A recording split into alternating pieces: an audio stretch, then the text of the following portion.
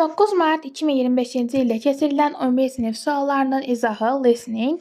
Deməli uşaqlar, burada biz birincidə doğru cavabımız B variantı olacaq. The boy taking care of the world around him. Bir oğlan var ki, öz ətrafındakı dünyanın qayğısına qalır.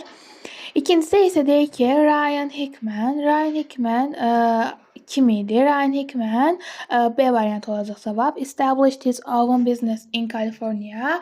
Ryan Hickman Kaliforniyada öz yeni biznesini yaratmışdı.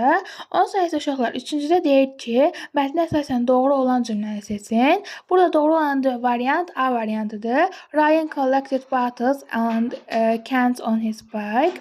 Deyir Ryan öz velosipedində butulkaları toplayırdı, yəni dünyanın qayğısına qalırdı.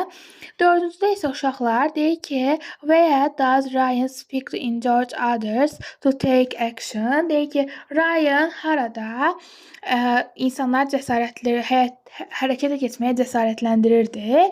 He speaks at school, o məktəbdə danışırdı. Events and conferences, konferanslarda və eventlərdə.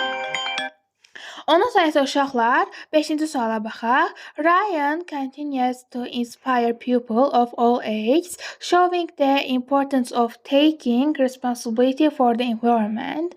Yəni deyir ki, o dünyadakı bütün yaşda olan insanları ilhamlandırırdı və onlara dünyanı qorumağın məsuliyyətini başa salırdı. 6-cı sualda isə uşaqlar cavabımız powerful olacaq dinləmə mətninə əsasən. Artıq siz, mən bu videonu editləyəndə çalışıram ki, dinləmə mətnini də bura qoya bilim. Dinləmə mətni tərcüməsi ilə bərabər topluluqda kanalımda olacaq uşaqlar. İndi isə dinləmənin audio skriptin kanalımda tapa bilərsiniz 2-3 dəqiqədən sonra.